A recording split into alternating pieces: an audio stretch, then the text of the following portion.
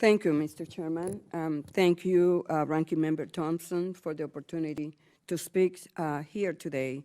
I also want to recognize you both for your leadership in examining the aftermath of last year's unprecedented hurricane season.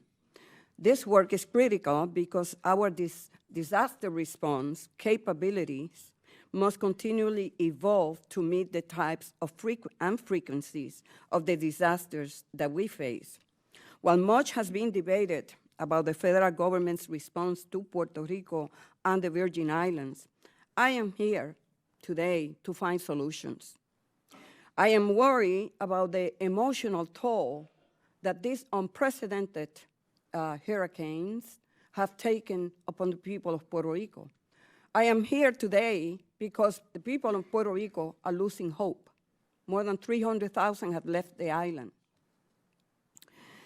And I am here because I'm worried that before we know it, hurricane season will be before us again. The truth is, before the hurricanes made landfall, it was widely known that if a natural disaster, especially one of catastrophic proportions, were to hit the island, the most vulnerable asset was Puerto Rico's energy grid. And as everyone in this room knows, this turned out to be the case. So months after the hurricanes, some areas still look as they were hit yesterday. I was in my hometown of Yabucoa 2 weeks ago, where Maria made landfall. It looks like the hurricane struck yesterday.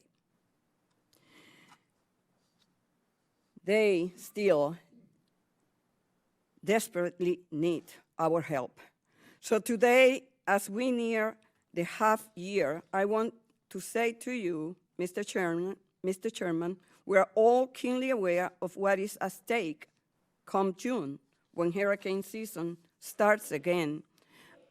As we hear from FEMA, the Army Corps, DHS, and local officials, I want to make sure we all coalesce, leaving behind our political inclinations, and we work to come up with a meaningful plan for future disaster.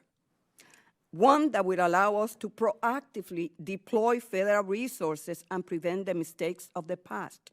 Mr. Long, we all knew Hurricane Irma, Hurricane 5, Category 5, was in its track to hit Puerto Rico, and we all knew how vulnerable Puerto Rico was in terms of the power grid.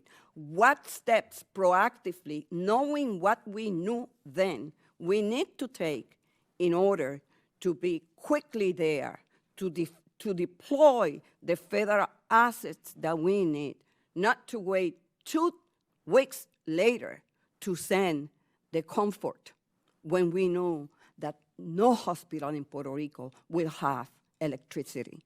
The people in Puerto Rico, the U.S. Virgin Islands, Texas, Florida, California, and frankly, all those subject to the wrath of climate change destruction need to have the full faith and confidence in the institutions meant to keep America safe.